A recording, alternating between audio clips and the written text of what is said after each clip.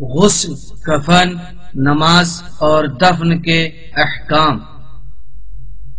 مسلمان میت کو غسل و کفن اور حنوط دے کر نماز پڑھنے کے بعد دفن کرنا ہر مسلمان پر واجب کفائی ہے، اور ان تمام موارد میں میت کے ولی کی اجازت لینی چاہیے۔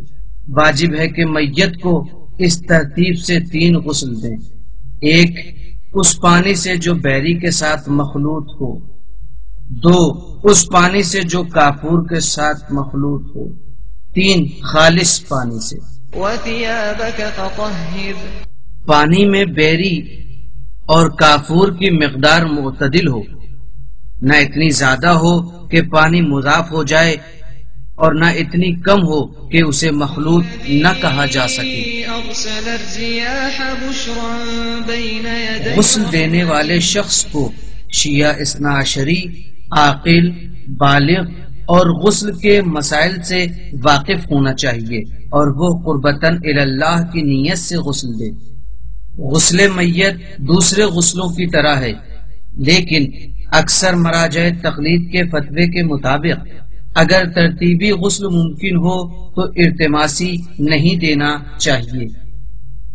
واجب ہے کہ غسل کے بعد میت کو حنوط کرے اور 7 اعضائے سجدہ یعنی پیشانی، دونوں ہتھیلیوں، دونوں گھٹنوں اور پیر کے دونوں انگوٹھوں پر پسا ہوا تازہ کافور ملے۔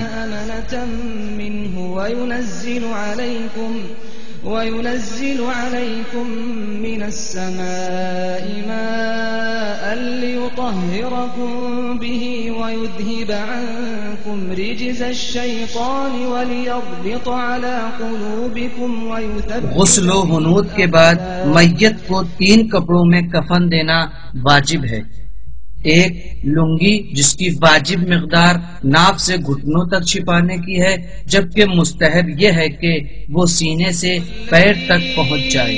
أَرْسَلَ الرِّيَاحَ بُشْرًا بَيْنَ يَدَيْ رَحْمَتِهِ وَأَنزَلْنَا مِنَ السَّمَاءِ 2 پیراہن کرتا جو شانے سے آدھی پنڈلیوں تک چھپا لے۔ 3 چادر جو اتنی لمبی ہو کہ دونوں طرف سے باندھنا ممکن ہو اور اتنی چوڑی ہو کہ اس کا ایک حصہ دوسرے حصے پر آ سکے۔ کفن کو مباح اور حلال ہونا چاہیے اور اتنا باریک نہ ہو کہ بدن دکھائی دے۔ اسی طرح وہ نجس یا حرام گوشت جانور کے اجزاء پر مشتمل نہ ہو۔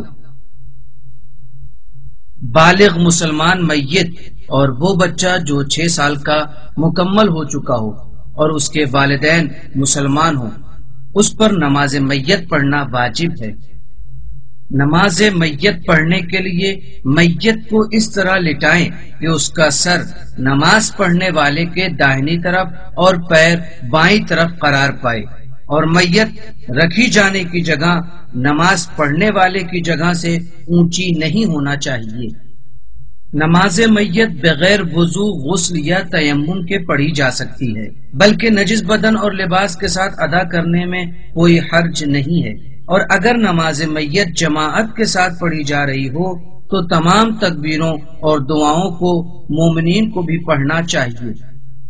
نماز میت میں 5 تکبیریں ہیں، اور یہ نماز اس طرح پڑھی جاتی ہے کہ بعد نیت پہلی تکبیر کے بعد کہے اشہد اللہ الہ الا اللہ وان محمد رسول اللہ، دوسری تکبیر کے بعد کہے اللہم صلی علی محمد وآل محمد، اور تیسری تکبیر کے بعد کہے اللہم اغفر للمؤمنین والمؤمنات، اور چوتھی تکبیر کے بعد اگر میت مرد کی ہو تو کہے اللہم اغفر لہذا المیت، اور اگر عورت ہے تو کہے اللہم اغفر لہذہ المیت، اور 5ویں تکبیر کہہ کر نماز کو ختم کر دیں۔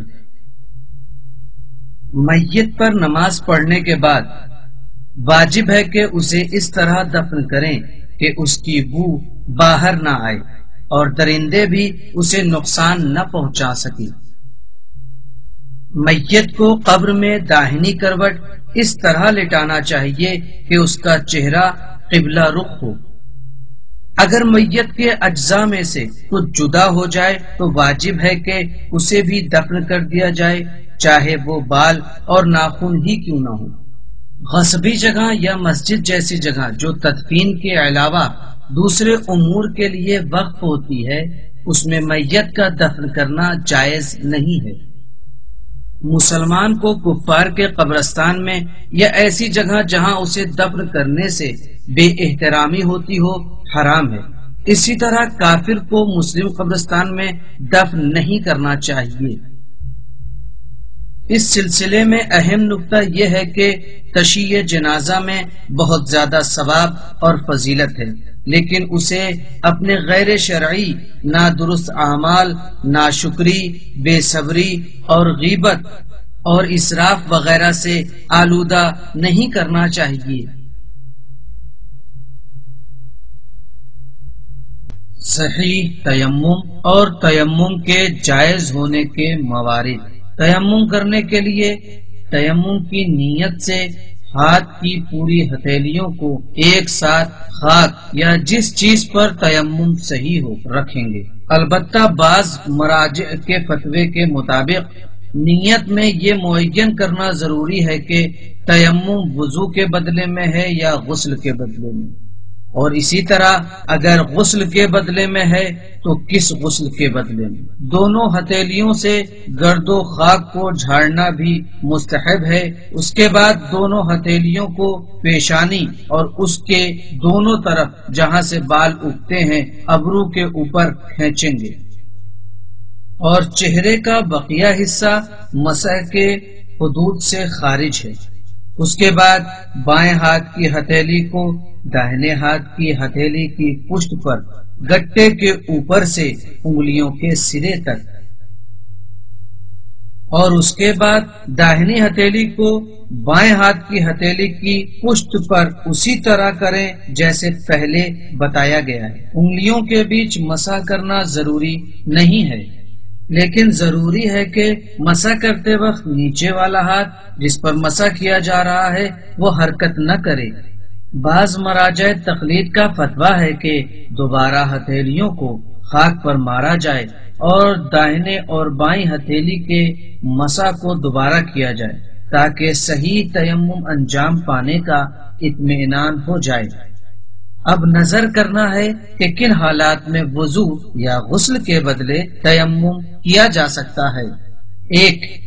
اگر پانی موجود نہ ہو، مثلا ہم ایسی جگہ ہو جہاں پانی نہ ہو یا پھر وہاں پہنچنا یا اسے حاصل کرنا ناقابل برداشت اور مشقت کا سبب ہو، یا اس بات کا خوف ہو کہ اگر پانی کے لیے جائیں گے تو کوئی درندہ یا چور جان یا مال کو نقصان پہنچائے گا۔ جس شخص کے پاس صرف غصبی پانی ہو تو وہ اس سے وضو نہیں کر سکتا، اور اس کی حیثیت اس شخص کی سی ہے جس کے پاس اصلاً پانی موجود نہ ہو۔ 2. یہ احتمال دیں کہ پانی ہمارے لیے نقصان دہ ہے، جبکہ یہ احتمال لوگوں کی نگاہ میں درست ہو۔ پانی کے ختم ہو جانے اور خود اپنے ساتھیوں کے یا پھر ایسے جاندار کے پیاسے رہ جانے کا خوف ہو جس کی جان بچانا واجب ہو۔ البتہ یہ حکم اس صورت میں ہے جس صورت میں آدمی کے مرنے یا ناقابل برداشت مرض یا مشقت میں پڑنے کا اندیشہ ہو، ہمارا بدن یا لباس نجس ہو اور ہمارے پاس پانی بھی تھوڑا ہو کہ اگر اس سے وضو کر لیں تو پھر نجس بدن یا نماز کے لباس کو پاک کرنے کے لیے پانی نہ بچے۔ نماز کے لیے وقت کم ہو، یعنی اتنا اطمینان نہ ہو کہ اگر وضو یا غسل کریں تو بغیر مستحبات حتیٰ بغیر سورے کے وقت کے اندر نماز پڑھی جا سکے گی۔ البتہ نماز میں عمدن اتنی دیر کرنا کہ وضو یا غسل کا وقت نکل جائے حرام ہے، لیکن اس صورت میں تیمم سے پڑھی جانے والی نماز صحیح ہے۔